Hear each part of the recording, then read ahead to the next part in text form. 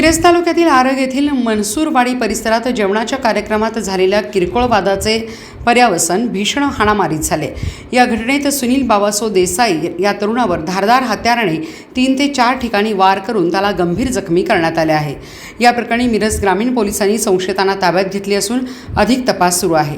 मिळालेल्या माहितीनुसार गुरुवार दिनांक 23 रोजी रात्री आरग येथील मनसूरवाडी भागात सचिन पवार यांच्या घरी जेवणाचे आयोजन करण्यात आले होते।